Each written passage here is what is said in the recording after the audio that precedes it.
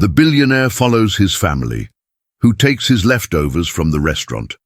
Every day, Desmond Sterling did not believe in waste, not because he was frugal, but because he demanded efficiency. At 42, he stood at the apex of a logistical and real estate empire that valued his personal net worth at just over $850 million. From his glass-walled penthouse in the heart of New Orleans' central business district, he controlled the flow of goods and properties across the Gulf Coast with the icy precision of a grandmaster playing chess. His time was calculated in 6-minute increments, his attention was a commodity more valuable than gold, and his patience for imperfection was non-existent. He had built this life from nothing, severing every anchor that could have held him back, and he wore his success like a coat of armor. It was a Tuesday evening when the first crack appeared in his sterile, controlled world.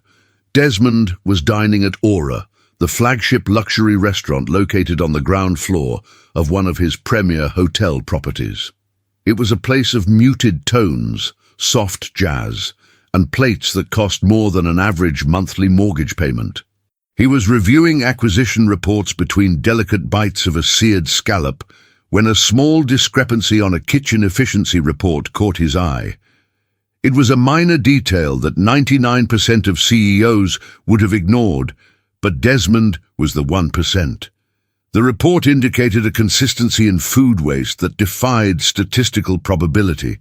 Specifically, high-end, untouched surplus food, the finest cuts of beef, whole roasted chickens meant for buffet displays that were never accessed, artisan breads, was being logged as disposed daily.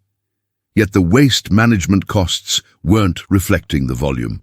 To Desmond, this was not about the money, it was about the principle of a leak in his system. It smelled like theft, or worse, incompetence.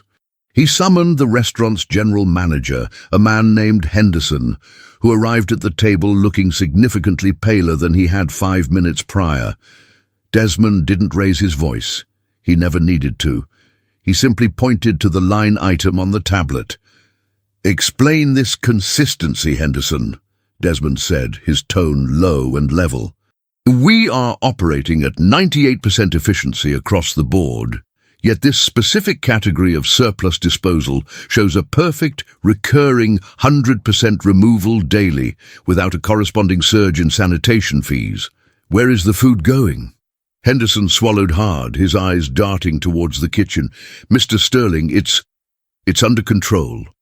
It's high-quality surplus, yes, but once it leaves the kitchen line, we can't reserve it by health code.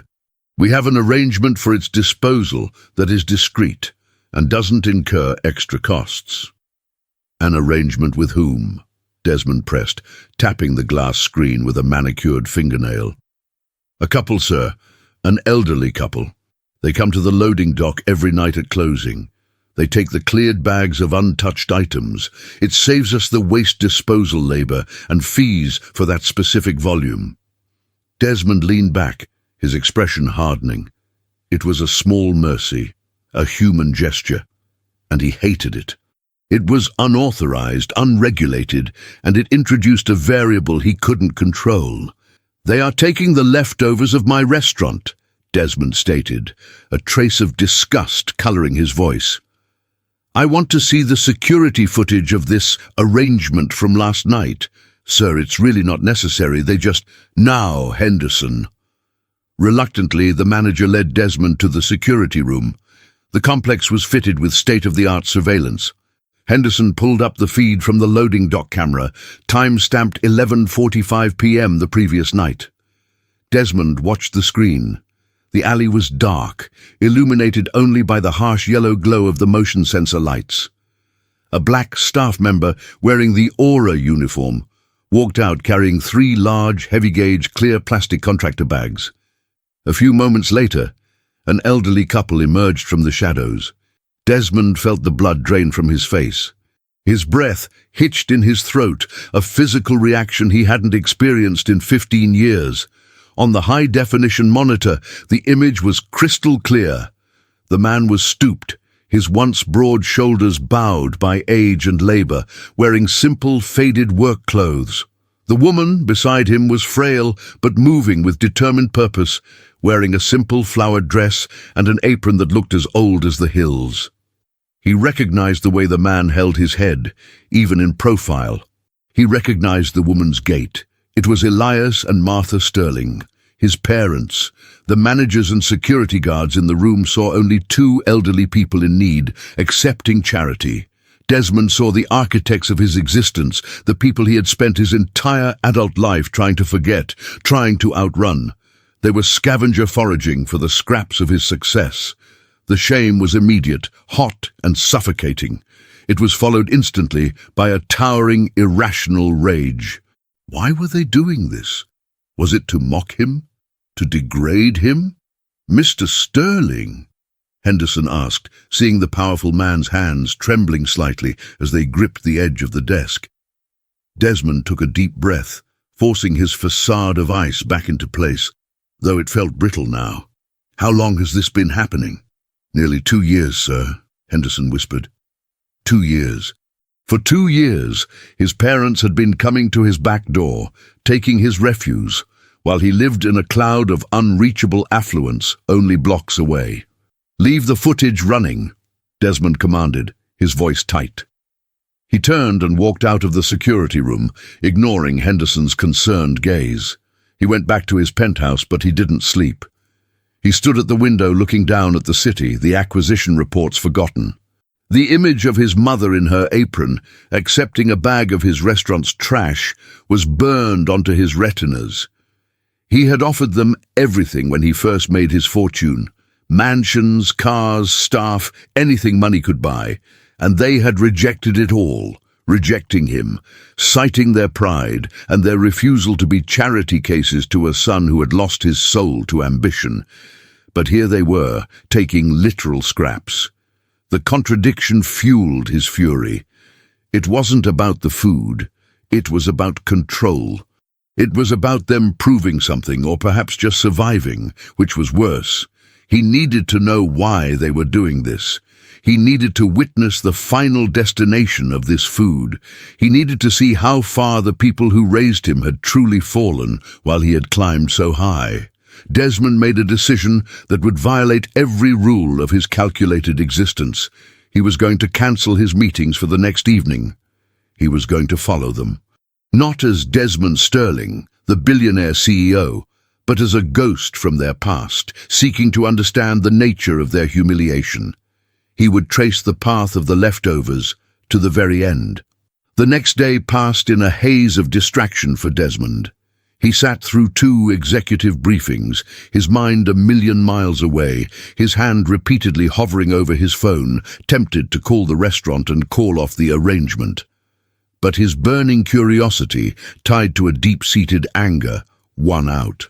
He needed this answers. He needed to see what his parents had chosen over him.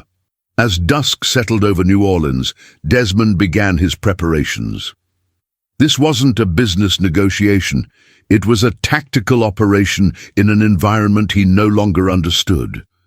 He went to his walk-in closet, bypassing the rows of bespoke suits that had been his uniform for a decade. He found a pair of plain dark slacks and a simple navy blue polo shirt, items he kept for the rare, uncomfortable charity events that required him to appear approachable. He put on his heavy black wool coat and a simple watch, stripping away any obvious markers of his 90-figure wealth. He still looked expensive, but he no longer looked like a monolith of capitalism. He looked like a very successful but obscure man. He didn't take his usual driver-serviced Rolls-Royce. Instead, he went to the lower level of his building's secure parking garage and checked out a blacked-out luxury SUV, a vehicle registered to one of his holding companies, one of dozens he owned but never personally drove. It was powerful, unassuming, and had windows dark enough to hide him completely.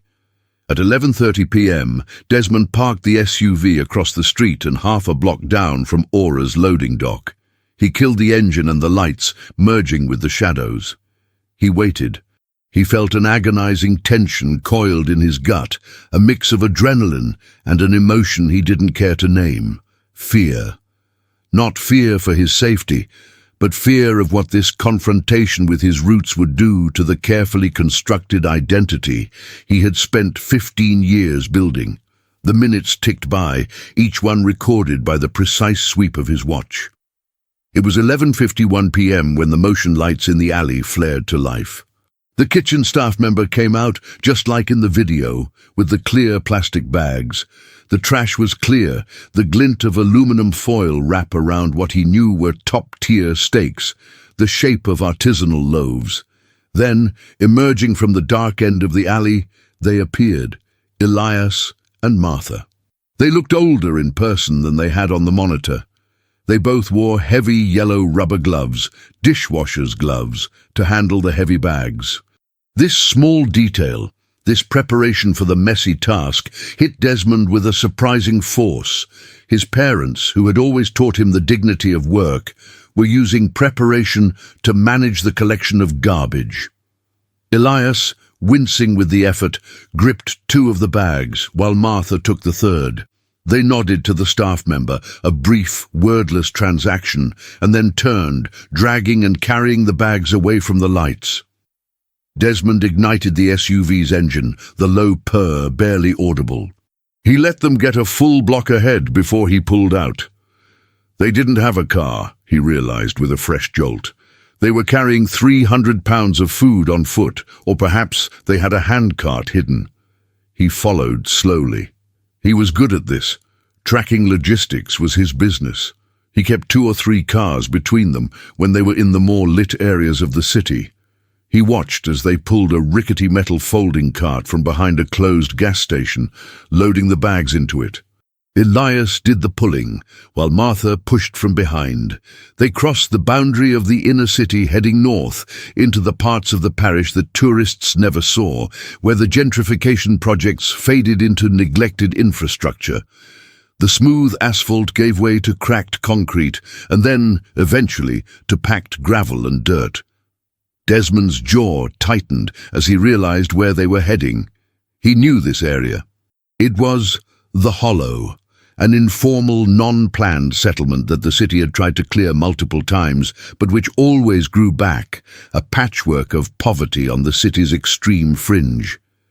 It was a place with dirt paths instead of streets, no sewer system, and houses built from a mixture of scavenged brick, wood, and sheets of corrugated tin.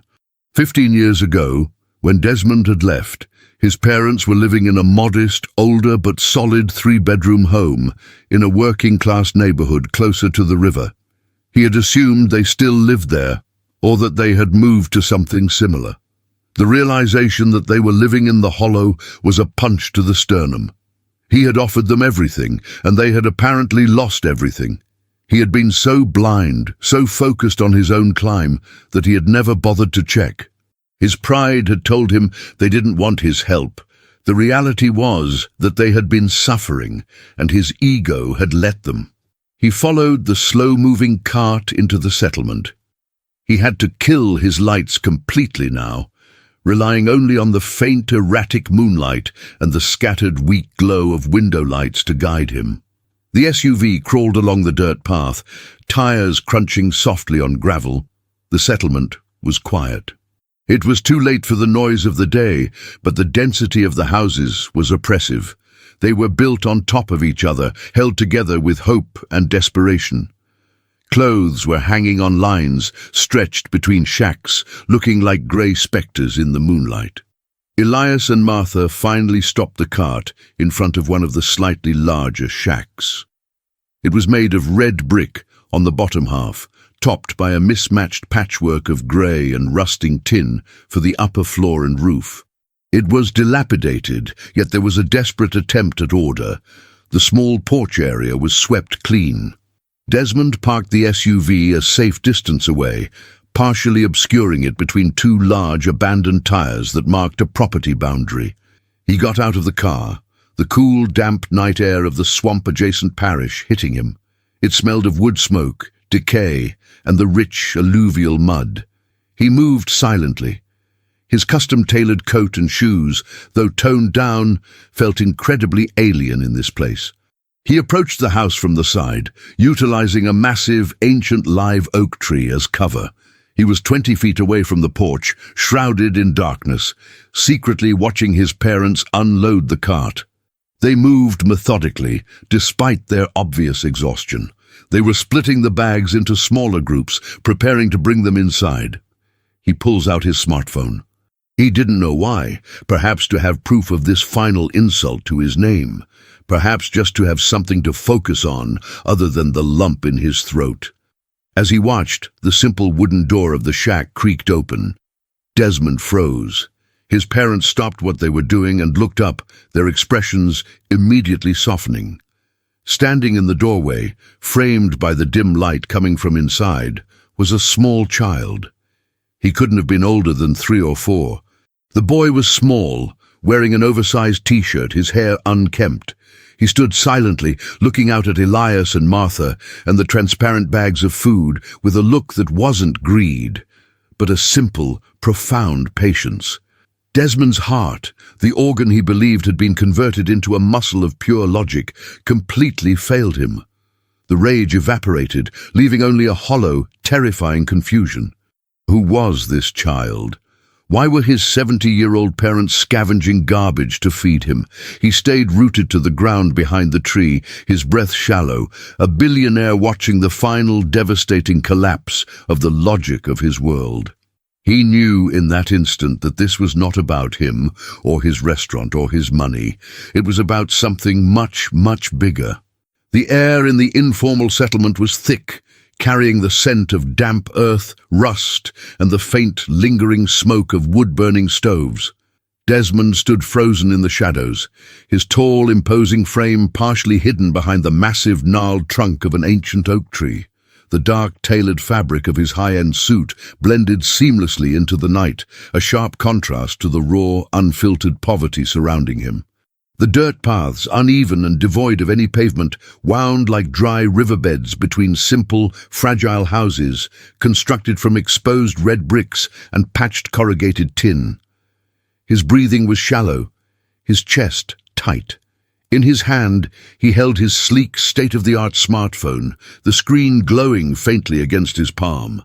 He had initially pulled it out with a dark, cynical impulse, to record the scene, to document what he thought was a bizarre, performative display of spite by his estranged parents. But as he aimed the camera, the cynical armor he had worn for 15 years began to fracture. He didn't press record, he just stared through the lens, using the screen to amplify the devastating reality unfolding 20 feet away from him. Through the digital display, the scene was agonizingly clear. Elias and Martha, both in their early 70s, were walking away from the camera's vantage point, heading toward the entrance of their dilapidated house.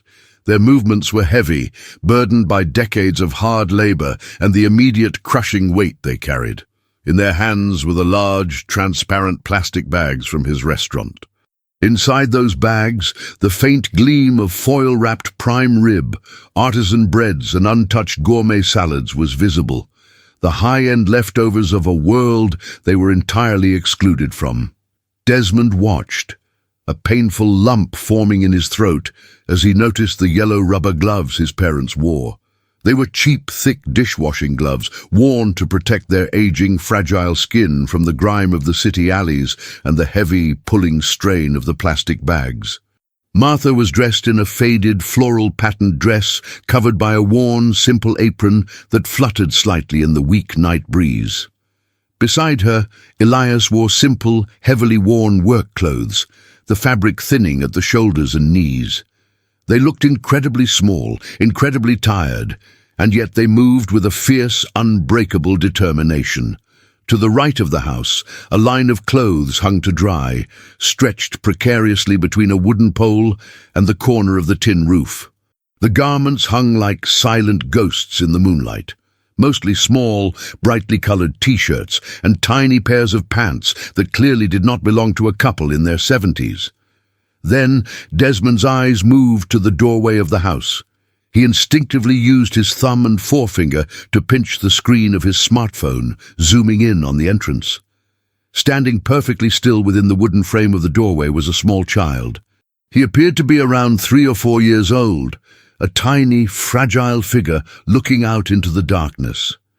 The boy was dressed in a simple, oversized blue shirt, his dark eyes wide and expectant as he watched the two elderly figures approaching with the heavy bags. There were no arrows, no signs, no markings to explain this reality to Desmond. The universe had simply stripped away the walls of his billionaire existence and forced him to look at the collateral damage of his absence. The child did not look scared. He looked patient. He was waiting for his food. He was waiting for his survival, hand-delivered by two elderly people who had to scour the alleys of the city to provide it. Desmond lowered the smartphone, his hand trembling so violently he nearly dropped it into the dirt. The screen went dark, but the image remained burned into his retinas. The anger that had propelled him here, the arrogant assumption that his parents were trying to publicly humiliate him, vanished entirely. It was replaced by a cold, suffocating wave of realization. This wasn't about his ego. This wasn't about his restaurant. This was about a little boy standing in the doorway of a tin shack, waiting for the garbage of the rich so he could eat. But who was this child? Why was he here? Desmond pressed his back against the rough bark of the oak tree, trying to steady his shaking legs, preparing to do something he had never done in his professional or personal life. He prepared to listen. Desmond remained anchored in the shadows of the oak tree, holding his breath as his parents finally reached the porch. The sound of the heavy plastic bags hitting the wooden floorboards echoed loudly in the quiet night. He crept slightly forward, moving with agonizing slowness, positioning himself near the side of the house where a partially open, screenless window allowed the voices from inside to drift out into the humid air. "Nana, Papa," the child's voice was high-pitched, soft, and filled with genuine relief. "We're here, little Leo." "We're right here, baby," Martha's voice responded. It sounded ragged, out of breath, yet overflowing with a desperate, unconditional tenderness. Let Nana catch her breath. "We brought the good stuff tonight." Desmond leaned his head back against the brick wall. Leo. The name echoed in his mind, searching for a connection, a memory, but finding nothing.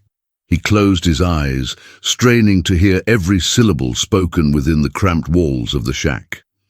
"Look at this, Leo," Elias said, his voice accompanied by the rustling of the transparent plastic bags being untied. "They had the roasted chicken tonight, the ones they don't even touch. And those soft rolls you like so much. We're going to feast tomorrow, little man." "Can I have a roll now, Papa?" Leo asked softly. "Of course you can. Martha, get the boy a roll. I need to sort the rest of this before it spoils," Elias instructed. The sound of heavy footsteps moved across what sounded like a linoleum floor. "We have 3 bags tonight. We need to separate the beef and the vegetables for the Miller family down the path. And Mrs. Higgins needs the soup stock. Her arthritis is acting up again. She hasn't been able to cook for her grandkids." Outside in the dark, Desmond felt the breath leave his lungs as if he had been struck. The logistical genius, the man who moved millions of dollars of cargo across the globe, was entirely paralyzed by the logistics happening inside this tin-roofed shack. His parents weren't just scavenging to feed themselves and this child. They were the lifeline for this entire forgotten settlement. They were taking the high-end waste from his luxury empire and distributing it to keep their neighbors from starving. A heavy silence fell over the room inside, broken only by the sound of Leo happily chewing on a piece of bread. Then Martha spoke, and the tone of her voice made the blood freeze in Desmond's veins. "He's getting so big, Elias," Martha whispered, the sound of quiet tears evident in her throat. "Every day he looks a little more like her. He has her eyes. Sarah's eyes. Sarah."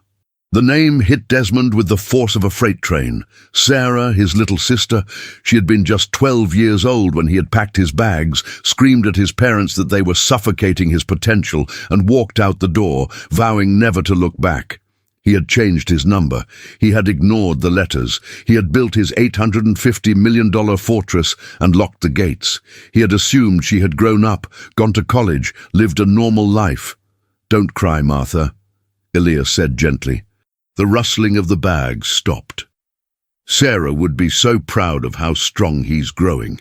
She trusted us with him. She knew we'd protect him when she got sick." I know. Martha sobbed quietly. "But it's so hard, Elias.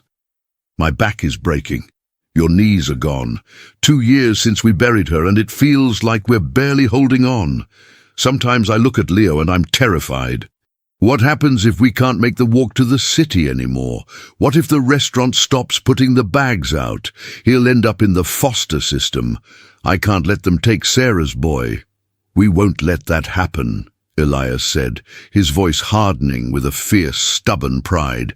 "We will make the walk every night until the Lord takes us. We'll crawl if we have to." "Maybe," Martha hesitated, her voice dropping to a terrified whisper. "Maybe we should try to contact him again, Elias. Maybe Desmond—" "No!" Elias's voice cracked like a whip, sharp and filled with a decade and a half of unresolved pain. "Do not speak his name in this house, Martha. We tried to call his offices when Sarah was dying in that hospital bed. We begged his assistants just to pass a message. They told us Mr. Sterling was unavailable for solicitations. He doesn't have a family anymore. He has money. We will not beg a man who let his own sister die without even a phone call. We will raise Leo with nothing but love and these 2 hands, because that's something a billionaire can't buy." Outside the window, Desmond collapsed onto his knees in the dirt. The expensive fabric of his dark suit soaked up the damp mud of the settlement, but he didn't feel it. He couldn't feel anything except the agonizing, tearing sensation in his chest. His sister was dead. She had been dead for 2 years. She had died while he was buying penthouses and acquiring hotel chains, shielded by receptionists, instructed to block unauthorized callers. He pressed his hands over his mouth to muffle the violent, gasping sobs that tore from his throat. The tears streamed down his face, hot and uncontrollable, washing away the icy, calculated facade of Desmond Sterling, the untouchable CEO. He was not a titan of industry. He was a colossal failure of a human being. Through the thin walls, he heard little Leo's innocent voice again. "Why is Nana crying, Papa?" "She's just tired, little man," Elias said softly. "Eat your bread. Tomorrow is a new day." Desmond knelt in the mud, surrounded by the makeshift houses and the drying clothes swaying in the dark. His $850 million fortune felt like ashes in his hands. He had tracked his parents down to confront them, to assert his dominance and demand answers. Instead, the truth behind the wooden door had shattered him completely. He had found his family, only to realize the horrifying extent of what he had destroyed to leave them behind. And as he stared at the dirt beneath his ruined Italian leather shoes, Desmond knew that a simple check would not fix this. He could not buy his way out of this guilt. If he wanted to save his nephew, and if he wanted to save whatever was left of his own soul, the billionaire was going to have to leave his empire behind and learn how to walk in the mud. The drive back to the central business district was a blur of neon lights and hollow silence. Desmond Sterling's hands gripped the steering wheel of the black SUV with a white-knuckled intensity, his knuckles aching, yet he felt entirely disconnected from his physical body. The mud from the informal settlement was still caked on his knees, drying into a stiff, suffocating crust against the dark fabric of his trousers. Every time he blinked, he saw the face of the 3-year-old boy in the doorway. Little Leo, his blood, his sister's child. He pulled into the subterranean garage of his high-rise tower, ignoring the valet who rushed forward to open his door. He moved like a ghost through the private elevator, ascending 50 floors above the city. When the doors slid open to reveal his penthouse, the sheer scale of his wealth hit him like a physical blow. The walls of floor-to-ceiling glass offered a panoramic view of the glittering New Orleans skyline, a city he virtually owned a fraction of. The floors were polished stone, the furniture minimalist and impossibly expensive, curated by designers to project an image of absolute, untouchable power. But tonight, the vast, echoing space felt like a mausoleum. It was sterile, cold, and utterly devoid of life. There was no smell of wood smoke, no sound of a child's laughter, no evidence of love or struggle. It was a monument to his isolation. Desmond walked to the massive marble island in his kitchen, leaning heavily against the cold surface. He pulled out his phone, the same device he had used to secretly watch his parents just hours earlier. His fingers were trembling so violently he could barely unlock the screen. He bypassed his corporate contacts, scrolling down to a private number. It was his chief security officer and private investigator, a man paid to find answers quietly and efficiently. It was 3 a.m. when the man answered. Desmond's voice was unrecognizable, stripped of its usual commanding baritone, reduced to a raw, hollow rasp. "I need everything you can find on a woman named Sarah Sterling. My sister. She passed away roughly 2 years ago. I need medical records, hospital admission logs, debt collections, and a complete communications audit of my own executive offices from that time period. I want to know exactly what happened, and I want it on my desk by sunrise. Do not ask questions." He terminated the call and sank to the floor, resting his back against the cold marble cabinets. He did not sleep. He sat in the darkness, waiting for the sun to rise over the empire he had built over the graves of his family. At 6:30 a.m., a secure encrypted file arrived in his inbox. Desmond opened his laptop. The glow of the screen illuminated his face, highlighting the deep, dark circles under his eyes and the complete devastation in his expression. The truth was laid out in clinical, unforgiving black and white. Sarah had been diagnosed with an aggressive but treatable form of leukemia. The medical bills had piled up with terrifying speed. Without premium insurance, the required specialized treatments were financially out of reach for a working-class family. There were eviction notices, liquidated retirement accounts, and a cascade of debt that Elias and Martha had taken on to try and save their daughter's life. But the most agonizing part of the file was the communications audit. Desmond opened a spreadsheet detailing the incoming call logs to his corporate headquarters during the final 3 months of Sarah's life. There it was. Row after row of blocked calls, over 40 attempts made by Elias Sterling, 17 attempts made by Martha Sterling. They had called his main office line, his public relations department, and even the general reception desk. The notes logged by his executive assistants were completely devoid of empathy. Solicitation attempt from estranged family members. Denied access as per Mr. Sterling's standing directive. Caller warned of harassment.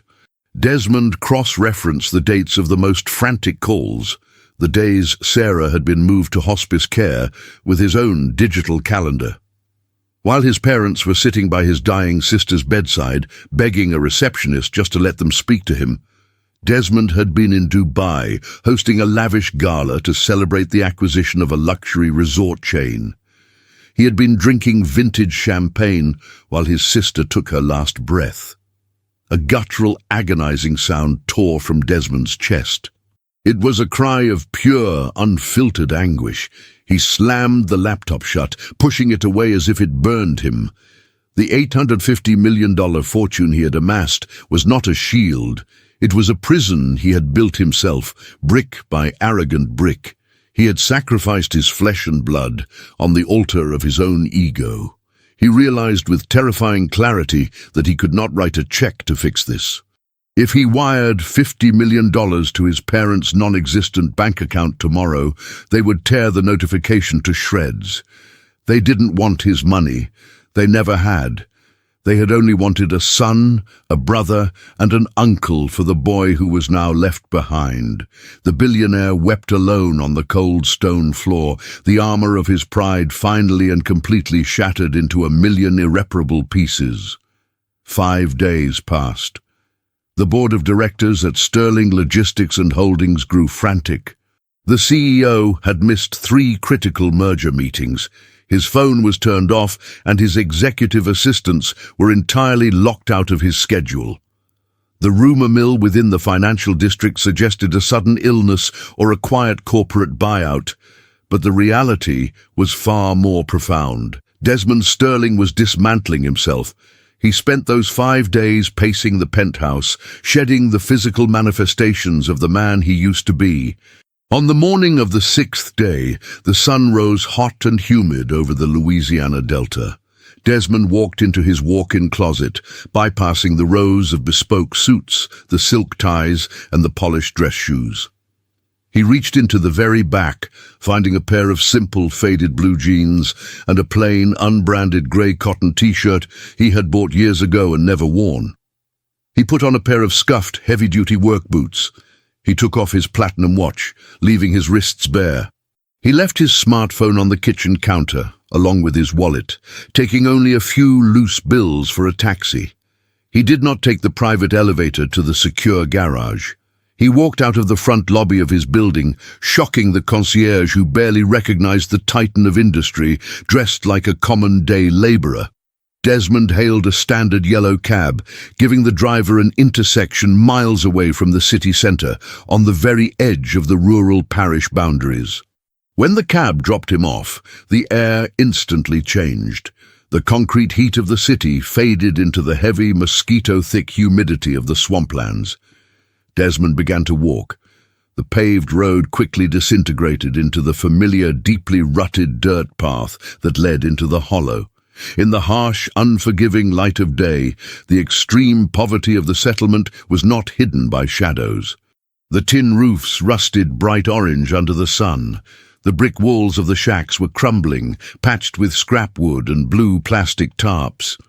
Children with dirt smudged on their faces ran between the houses, stopping to stare at the tall, broad-shouldered stranger walking silently down their main path.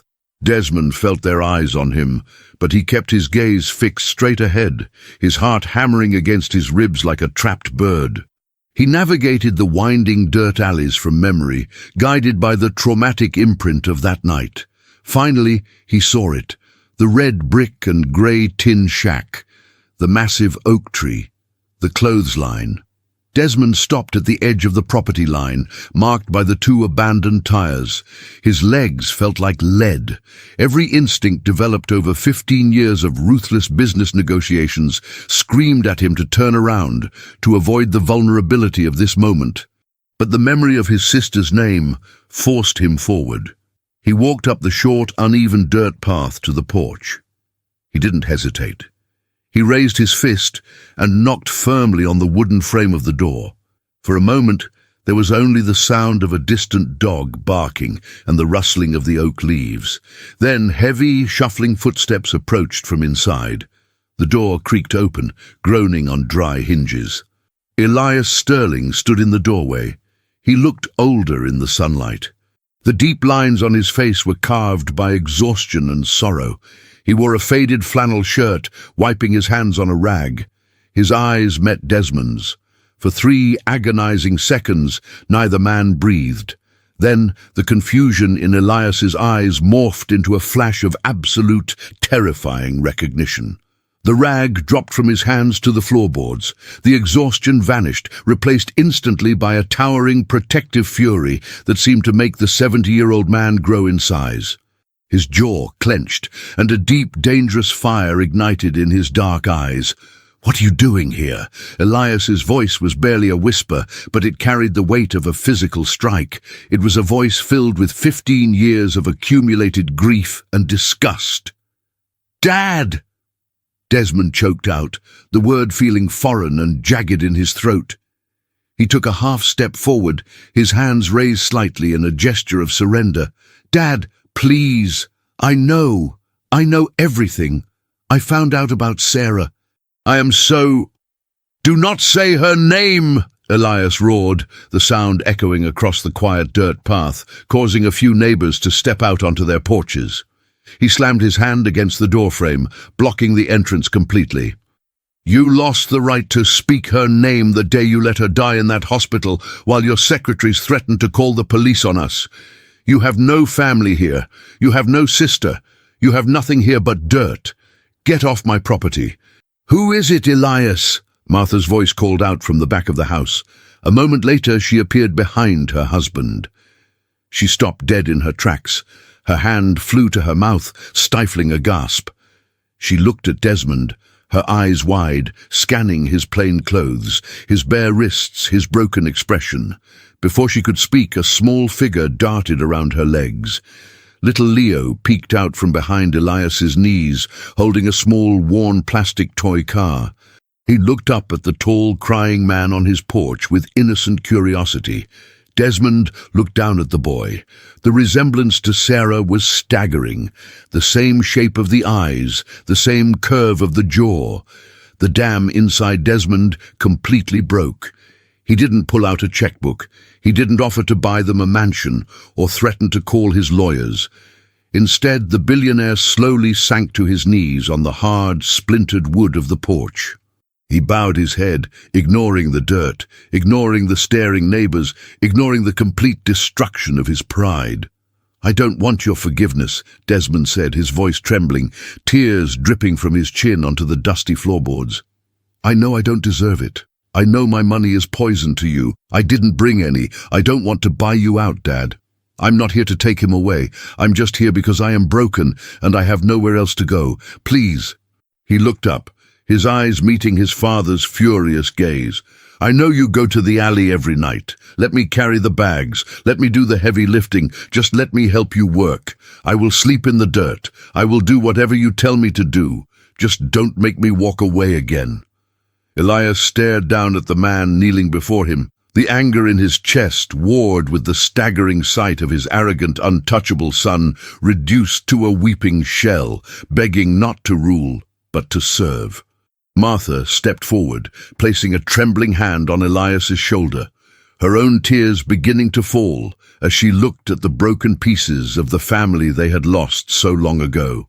Little Leo, not understanding the weight of the moment, simply stepped forward and tentatively offered Desmond the plastic toy car.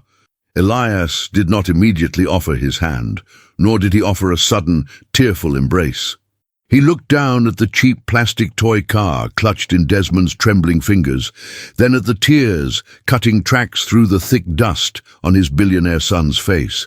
The silence stretched across the dilapidated porch, heavy and suffocating, interrupted only by the rustling of the great oak tree and the distant sound of a siren in the city. When Elias finally spoke, his voice was no longer a roar, but a rough, grating stone weathered by years of survival. "You want to carry the bags?" Elias asked, his jaw tight, his eyes locking onto Desmond's broken gaze. "Fine. We leave at 11 o'clock tonight. Don't be late, and don't expect a bed inside.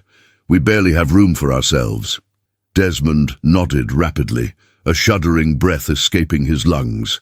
He didn't ask for a bed. He didn't ask for a glass of water. He simply pushed himself up from the dirt, his expensive suit completely ruined.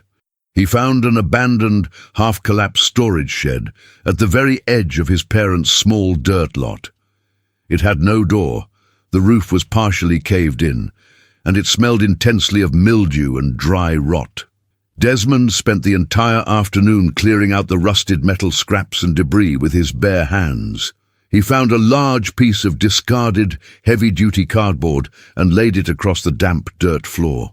He had traded a $50 million penthouse view for a ruined shack that wouldn't keep out the rain, and for the first time in a decade and a half, he felt like he was exactly where he needed to be. At 11 o'clock that night, Desmond stood by the rickety metal folding cart in the dark. He still wore the suit trousers and the ruined white dress shirt, now stained with sweat and grime. When Elias and Martha stepped out of the house, pulling their yellow rubber gloves onto their hands, they didn't say a word. They simply started walking. Desmond stepped forward and took the heavy metal handles of the cart. The journey to the city center was an agonizing revelation.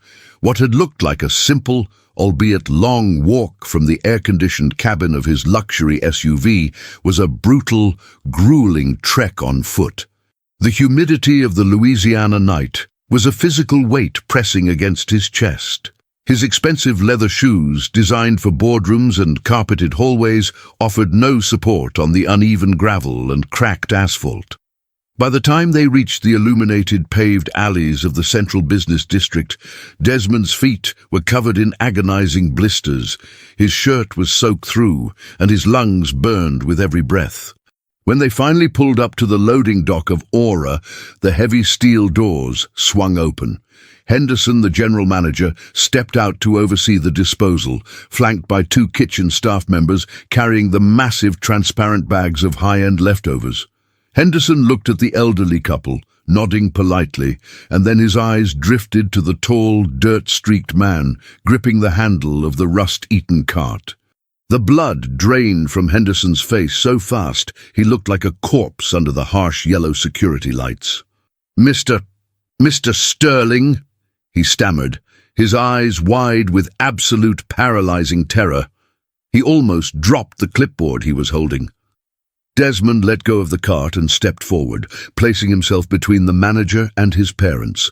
He didn't raise his voice, but the commanding, terrifying aura of the CEO briefly pierced through the dirt and exhaustion. "Henderson," Desmond said quietly, ensuring his parents couldn't hear the exact words over the low hum of the alley's industrial generator. "You will not address me by my name. You will not acknowledge who I am to anyone. You will bring the bags out exactly as you have been doing for the last 2 years. If the quality of this food drops by a single fraction, or if you ever breathe a word of my presence here to anyone in the corporate office, I will personally ensure you never work in the hospitality industry in this state again. Do you understand?" Henderson swallowed hard, nodding frantically, his hands shaking. Yes, absolutely, sir." Desmond turned back to the cart, slipped on a pair of thick yellow rubber gloves his mother had silently handed him, and lifted the heaviest bag over his shoulder. He carried the weight of his own empire's waste, feeling the sharp edges of plastic containers digging into his back, punishing himself with every step of the long walk home. For weeks, this became his reality. The billionaire CEO became a ghost in his own company, leaving his frantic executives and lawyers to manage the massive holding company while he learned the brutal, unforgiving mechanics of survival. He spent his days in the hollow. He didn't use his wealth. He used his physical body. He climbed onto Mrs. Higgins's leaking tin roof, patching the holes while his hands bled from the sharp, rusted metal. He dug proper drainage trenches alongside the dirt paths with a rusted shovel to keep the sewage from flooding the lower houses during the heavy summer thunderstorms. He lifted, he carried, he sweat, and he bled. His hands, once manicured and soft, became ruined landscapes of broken blisters, deep unyielding calluses and dark bruises. Every ache in his muscles, every cut on his skin was a silent prayer of repentance. He spoke very little. He offered no unsolicited advice. He simply worked. The settlement, initially suspicious of the silent, intense man living in Elias's shed, slowly began to accept his presence. They didn't know he was the titan who literally owned the glittering skyline they could see in the far distance. They only knew he was Elias's estranged son, a man who was clearly trying to make amends through backbreaking labor. The true shift, however, happened with little Leo. Children do not care about net worth, corporate acquisitions, or past sins. They care about presence and attention. Desmond spent his brief moments of rest sitting on the dusty edge of the porch, whittling small blocks of scrap wood with a cheap pocket knife he'd bought at a local hardware store. One humid afternoon, while Martha was hanging laundry, Desmond held out a crudely carved, slightly lopsided wooden train. Leo, who had been hiding behind his grandmother's floral skirt, took a hesitant step forward, He looked at the wooden train, then up at Desmond's bruised, exhausted, and incredibly gentle face. "For me," the little boy whispered, his wide eyes shining. "If you want it," Desmond replied, his voice soft, terrified of making a sudden movement and scaring the child away. Leo reached out and took the train. A brilliant, gaps-in-his-teeth smile broke across his face. "Thank you, Uncle Des." Hearing the title hit Desmond with the force of a physical blow. He had to look down at the dirt, his shoulders shaking slightly, to hide the sudden rush of tears. From the kitchen window, Martha watched the exchange, wiping her own eyes with the corner of her worn apron. That evening, for the first time in 15 years, she set an extra plate at their small, wobbly kitchen table. She didn't say a word when Desmond walked into the house to drop off the day's supplies. She just pointed to the empty chair. Desmond sat down, bowing his head, eating the very food he used to throw away, and it tasted like salvation. Months bled into one another. The blistering, suffocating heat of the Louisiana summer finally gave way to the slightly cooler, damp winds of autumn. Desmond Sterling was entirely unrecognizable from the man who had ordered the security footage at Aura. He was leaner, his muscles hardened by manual labor, his skin baked dark by the unforgiving sun. His eyes were completely devoid of the cold, calculating emptiness that had defined him for over a decade. He was no longer trying to outrun his roots. He was deeply, permanently anchored in them. The trust of his family had been rebuilt, not with grand, empty gestures or written checks, but with consistent, grueling, undeniable presence. Elias no longer looked at him with fury or suspicion, but with a quiet, solemn respect. They worked side by side, equals in the dirt, carrying the burdens of the neighborhood together. But as the heavy, rainy season approached, Desmond watched the makeshift roofs of the hollow begin to fail under the torrential downpours. He watched his aging mother wince in silent agony as the damp cold seeped into her arthritic joints. He watched the dirt paths turn into hazardous, toxic rivers of mud that trapped the elderly inside their homes. He had proven his character to them, and he had proven it to himself. He had learned the profound value of a single loaf of bread and a dry place to sleep. Now it was time to use the immense power he had abandoned, not to elevate himself or his ego, but to permanently shield the people he loved. One evening, as they sat on the porch watching the rain batter the rusted tin roofs across the path, Desmond turned to his father.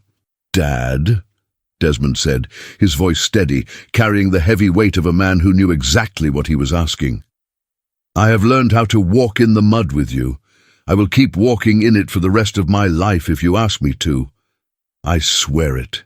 But you shouldn't have to bleed for your survival anymore. Mom shouldn't have to fear the rain coming through the ceiling. Leo deserves a floor that doesn't rot beneath his feet." Elias looked at him, the deep lines around his eyes tightening defensively. "We don't want your charity, Desmond. We survived without it before, and we will survive without it now."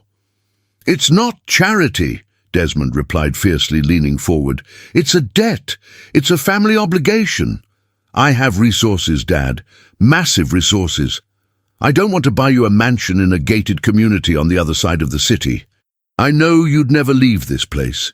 You've built a family with these neighbors. They rely on you. So let me fix the ground we are standing on. Let me do what a son is supposed to do. Please, give me permission to protect my family." Elias stared out at the driving rain, watching the water pool dangerously close to the crumbling brick foundation of the house next door. He looked at his own calloused, aging hands, then at Desmond's, which were now just as scarred, rough and broken. Slowly, the stubborn, ironclad pride that had kept Elias alive all these years yielded to the genuine, unconditional love he saw in his son's eyes. Elias closed his eyes, let out a long, heavy sigh, and gave a single, slow nod. The next morning, Desmond walked back to the paved road, hailed a cab, and returned to the towering glass fortress of his corporate empire. When he walked into the executive boardroom of Sterling Logistics, dressed in clean but cheap jeans, a simple cotton shirt, and scuffed work boots, his board of directors fell into a stunned, breathless silence. They thought he had lost his mind during his mysterious sabbatical. Within an hour of him speaking, they realized he had simply found his purpose. Desmond unleashed the full, terrifying efficiency of his $850 million empire, but this time the target was not a hostile corporate takeover or a luxury resort acquisition. The target was the Hollow. He didn't send eviction notices or aggressive developers. He sent his best land surveyors and legal teams to quietly purchase the entire acreage of the informal settlement from the parish, paying well above market value to expedite the process. He legally transferred the deeds directly into a newly formed, unbreakable trust owned collectively by the current residents. Then he mobilized his elite construction fleets, the ones usually reserved for building high-end commercial infrastructure. The transformation was a logistical masterpiece driven by profound empathy. Temporary, high-quality modular housing was set up on the perimeter of the land, so not a single resident was displaced or inconvenienced during the work. Desmond's crews moved in, carefully tearing down the dangerous, toxic shacks. They laid deep, secure concrete foundations. They installed proper subterranean plumbing, heavy-duty electrical grids, and paved the muddy paths with porous, flood-resistant concrete lined with proper storm drains. In place of the tin shacks, they built solid, beautiful single-story homes specifically designed to withstand the brutal Gulf Coast weather. They were simple, dignified, and completely impenetrable to the elements. But the absolute crown jewel of the project was built at the very center of the newly paved community, on the exact spot where Desmond had first hidden behind the giant oak tree. It was a massive, commercial-grade building with wide, welcoming glass doors, a pristine brick exterior, and a sprawling, covered dining patio. A year after Desmond had first followed his parents into the dark, the entire community gathered in front of the new building. Desmond stood beside Elias, Martha, and little Leo, who was now holding tightly to his uncle's hand, wearing a brand-new, perfectly fitting pair of sneakers. Desmond reached up and pulled a heavy canvas tarp down from the front of the building, revealing a massive polished bronze plaque gleaming in the afternoon sun. It read, "The Sarah Sterling Community Kitchen. Food, dignity, and family." It was a state-of-the-art culinary facility, fully funded in perpetuity by the newly established Sterling Foundation. There would be no more back-alley scavenging in the dead of night. The high-end surplus from all of Desmond's restaurants across the state, and there were dozens of them, was now legally, safely, and proudly rerouted here. Inside, professional chefs, hired and paid top salaries by Desmond, cooked hot, gourmet, nutritionally balanced meals 3 times a day for anyone in the parish who needed them. That night, the grand dining hall of the kitchen was filled with the sound of joyous music, loud laughter, and clinking glasses. The neighbors, once forgotten by the city and the world, were dining like absolute royalty, served with respect and care. Desmond slowly slipped away from the noise and the crowds, walking down the newly paved, softly lit path toward his parents' new home. It was a beautiful, sturdy house with a wide wraparound porch, a strong roof, and central heating and air. He walked inside, taking off his boots at the door. The house smelled of fresh paint, clean linen, and the unmistakable, comforting aroma of Martha's famous roasted chicken. He walked into the warm, brightly lit dining room. The dining table was a massive piece of solid, polished oak. Elias was sitting at the head of the table, laughing deeply and freely as little Leo raced his wooden train across the smooth surface. Martha was emerging from the pristine kitchen, carrying a steaming bowl of fresh vegetables, her face glowing with a peace she hadn't known in over a decade. Desmond took his seat at the table. He was still one of the wealthiest and most powerful men in the country, commanding an empire of steel, logistics, and concrete. But as he looked around the room, at the smiling faces of his mother, his father, and the nephew who had unknowingly saved his soul, he realized the truth. The penthouse, the suits, and the bank accounts meant absolutely nothing. For the first time in his entire life, sitting at this simple wooden table, Desmond Sterling was finally a truly rich man. He bowed his head, grabbed his father's strong, calloused hand on one side and little Leo's soft hand on the other, and together the family said grace.